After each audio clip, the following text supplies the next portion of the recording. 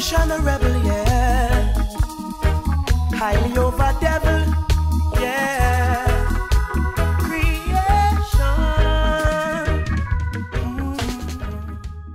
Greetings and welcome to Jesse I Interviews, recorded on the unceded lands of the Kulin Nations in what is now known as the city of Melbourne in so-called Australia.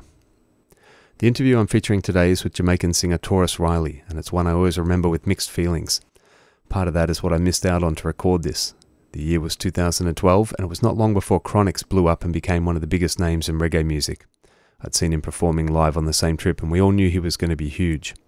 My wife and I were actually travelling with a friend on this trip, a music producer who worked under the name Temper. I was helping him to link with different artists to voice on his rhythms, and we'd been trying to arrange a session with Chronixx for several days, but it kept falling through for one reason or another. Wouldn't you believe it, Chronixx rang about doing some work in the studio when I was already on my way across to Portmore to link Tarrus Riley, and I totally missed the session with Chronixx. I probably could have voiced dubplates with him for chump change at the time, and I still regret that missed opportunity to work with him at that early stage in his career. Thankfully my friend Temper did actually voice him though, a tune which remains unreleased to this day. I think I can safely say I'm the only reggae DJ in the world that can actually play that one in a dance. The other reason I have mixed feelings about this one though is because I wish I'd debated things with Tarrus a bit more. He was quite argumentative and a bit contrary, and I let a couple things go that I feel like I should have pushed back on a little more. More on that afterwards though, better you just hear it first. It was a beautiful warm night in Portmore when we recorded this, and Tarrus wanted to do it outside, so please excuse the background noise. I actually stopped the recording at one point as a car drove up and parked right near us. Anyway, here we go. Jesse I interviews Tarrus Riley in Portmore, Jamaica, 2012.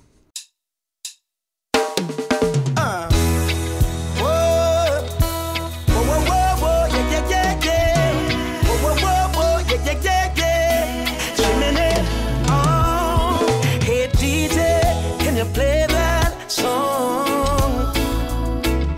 Set the mood for me to all a different energy. I'm loving how the music sounds. You said the woman, them we are brave. Hey, chimney. Alright, we played enough Tarrus Riley, trust me. Alright. Okay, so right now we're in Portmore in Jamaica. Yes, with the man Singy, Tarrus Riley. Thank you for joining us here on Babylon Burning. Blessed love. I always like to start things at the very foundation. I'd like to know where you were born, what life was like growing up. Yeah, well, life was life growing up in a musical environment around my father, Mr. Jimmy Riley. I used to be around him from the days. I used to be around people like Sly and Robbie from I was in Pampas. You know what I mean?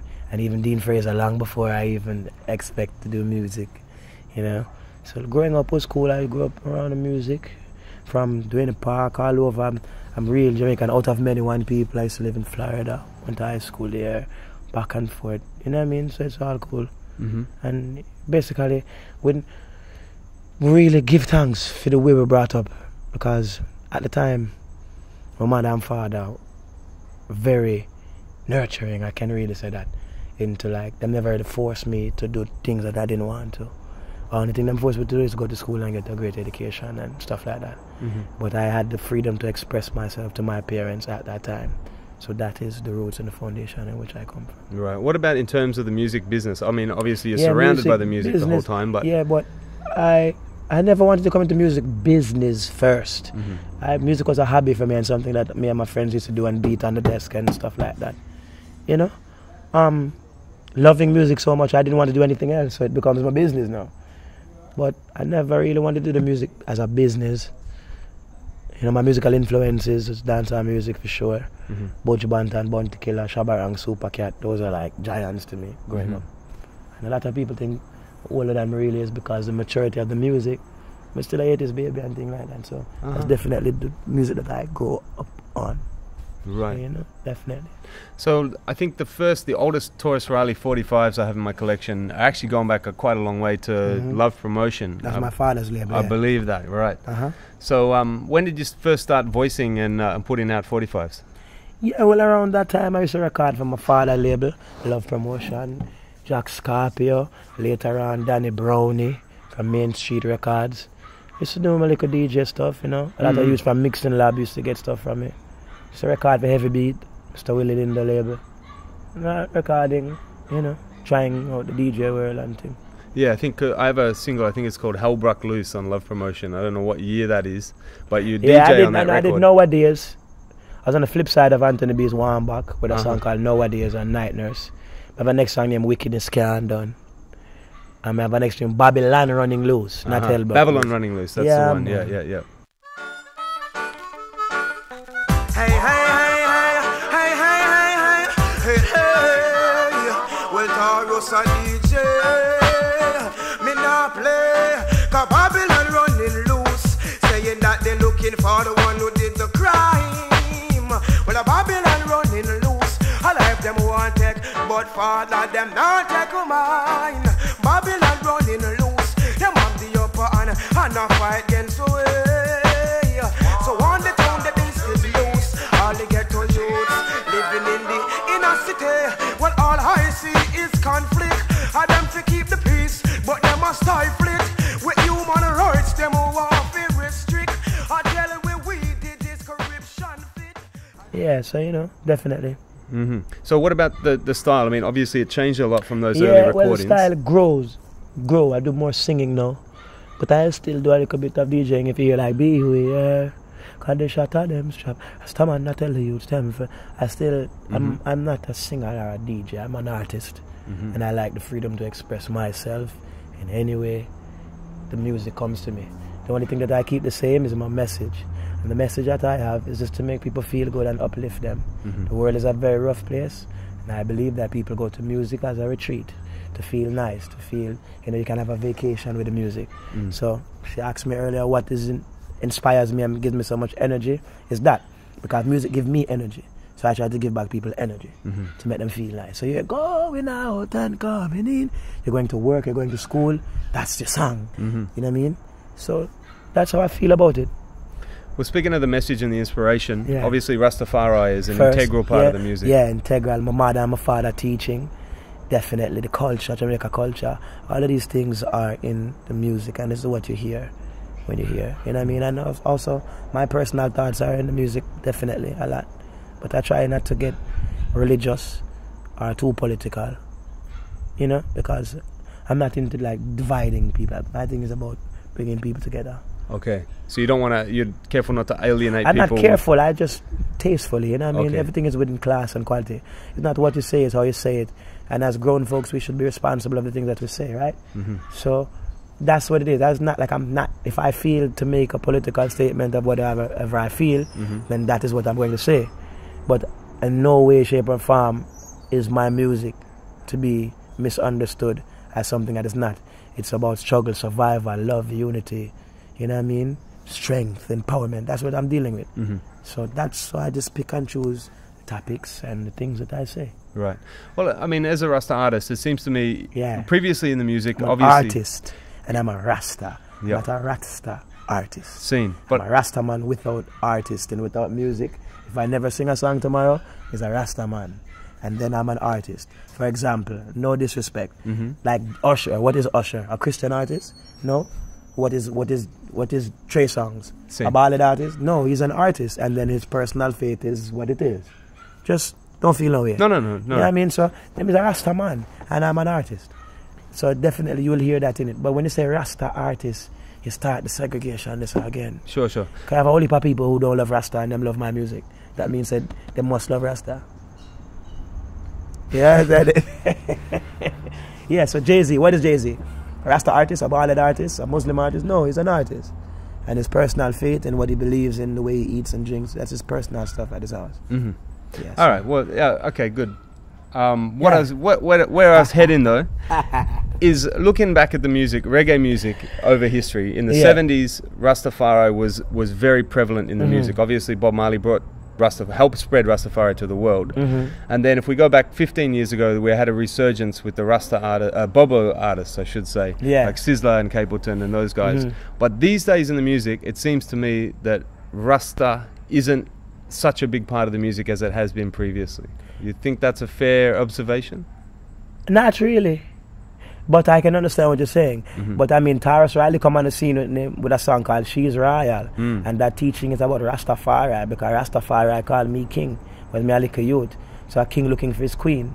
And when I say I know the king and queen crown same time. I'm speaking about I'm speaking about 1930, 2nd of November, when Selassie I crowned the king of kings, and that's all Rastafari teaching. I never leave out Selassie and Rastafari and Marcus teaching out of my music. So, and I am very relevant in today's society, am I not? Of course. So Shaka Zulu Pitney is a teaching of Rastafari. Going out and coming in is a teaching of Rastafari. But I'm not a religious person. You understand me? So we sing love songs, we sing all different type of songs. No, you know, Rastaman will always be a voice in the music, whether or not the people who deal with publicizing it want to do that. As just like everyone else. Damian Marley is a Rastaman, and he's doing fairly well, isn't he? You can say that. Yes, I can say that Rastafari is alive and well. Check it out. Yeah, well, Rastafari is definitely alive and well. In the music, yeah. currently, today. You know what I mean? So, check it. Okay, well, what about in terms of reggae music in Jamaica? Obviously, reggae, one drop music. We could hear some more one drop music in Jamaica, for real. We could definitely hear some more. But I mean, we have to just do it. We have to just make the music and the people who play the music be fair and give everything a chance. But you do know that music changes through time and time and time. From ska to rocksteady to reggae to now dancehall. Dancehall was a place to listen to reggae music. Now you have a form of music called dancehall. So the music does change, yet still the roots will always be roots, and we could definitely hear some more one drop reggae. I agree with you. Yeah. Well, another evolution of the music is the slower dancehall, hip-hop inspired dancehall rhythms, like the chimney rhythms that you voiced. Like which one? Like Gmo Man? Yeah, exactly. Yeah. So this is a more recent thing in the music. Yeah, it really. Because hip-hop and reggae, remember that hip-hop come from reggae, you know. Always remember that. Of course. A lot of people need to know that. So when you see the youths in Jamaica gravitating towards hip-hop, you can't be strange, because hip-hop and it is cousins and brothers. Them is attached. From the days of Supercat and Heavy D linking up and mashing up the world. And I was even telling my brother earlier, Heavy D, Supercat and Biggie Smalls have a song before Biggie Boss. Now people don't know this history. They check like Busta Rhymes, a Jamaican rapper. Like, I mean, hip-hop and reggae are related. Now, so the youths in Jamaica are going to like hip-hop, especially the whole rebel music part of it. Because dancehall is very rebel music, and so is hip-hop. So the whole thing is to give everything a chance and not to overcrowd it with one thing. And we don't have any problem, I think. Yeah, I don't know. I love that stuff too. I mean, I don't really segregate with music. I can't do it. When I hear music, I'm inspired. So to say this is this, yes, we definitely need to hear more one drop reggae. That's what I do. I do a lot of one drop. That's what birthed me to the world. But still, we don't segregate with music.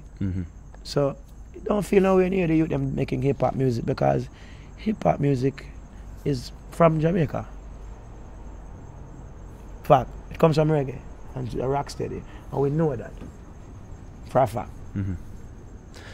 You've worked a lot, obviously with Jamaican producers, but also with labels like Maximum Sound out of the UK. We had some massive tunes with Maximum Sound. Yeah, man. Which one that again now? Well, like Rebel. Rebel, French. Was the #1 tune from last year for us in Melbourne. That's nice. But there's been others as well, Poverty Nine a Fashion and those kind of tunes. Yeah, man. How did you come to make the link with Frenchie and be Dean voicing? Fraser caused that. Dean Fraser introduced. I know about Frenchie from a long time with my father, but I never really record with him. Okay. So Dean really made the link official for recording with Frenchie. And Frenchie's cool. He has cool rhythms. I have a big up Peckins them in the UK, because they make cool recordings too. Right. So it's nice. So you've worked with a lot of producers, obviously, here in Jamaica as well. Is there any producer in particular you like working for, or are you just... I mean, well, I like to keep it home with Dean Fraser always as the home team. But separate and apart from that, it's cool. It's cool. I'm interested in music and quality music. So, hold on. Yeah, 1 second. Yeah, no problem. You alright, Papa? You alright, Papa?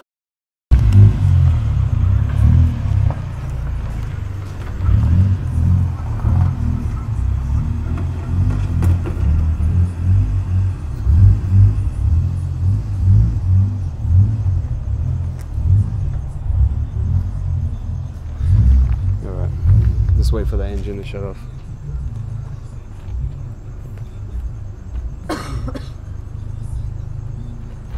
Yeah, I don't fight against the hip hop rhythms because I love them actually.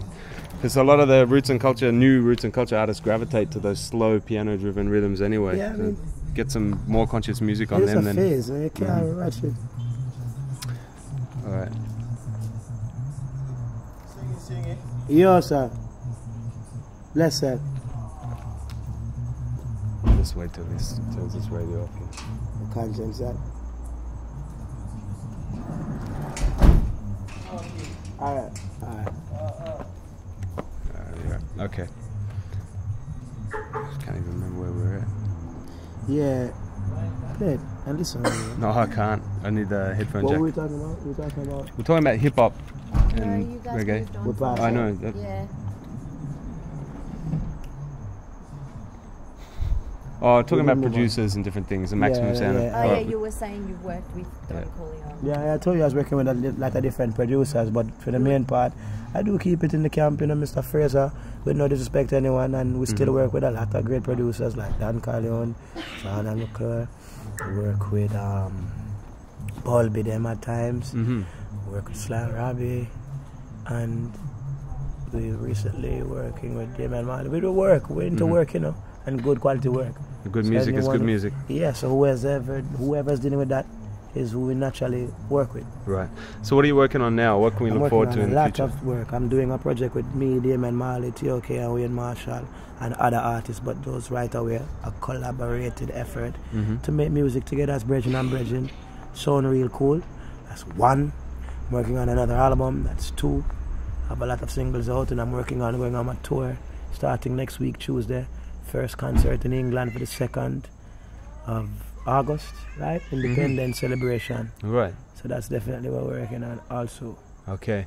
Well, to wrap things up, do you have a message you'd like to pass on to your fans back in Australia? My message is always thank you, you know. Definitely always thank you. Natural thing, kids crying Portmore, this is what it is.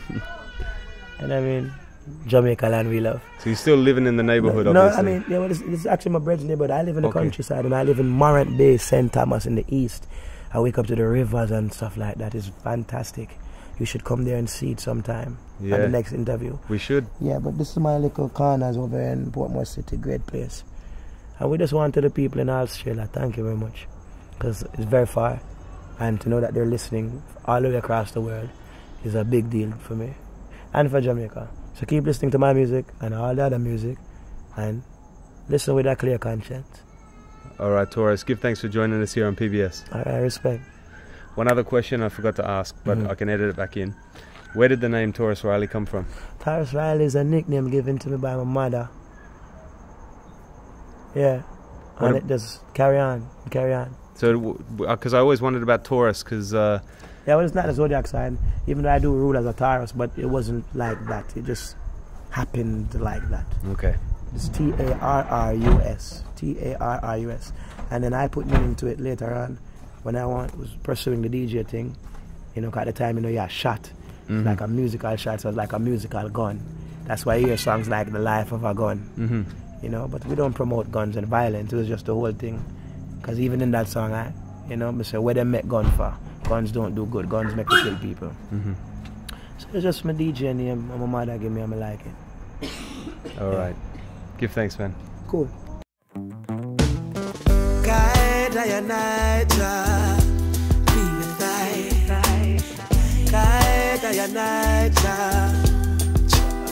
Cause it no easy. Protect me from all of the negatives against me. Tarrus Riley speaking to me there back in 2012.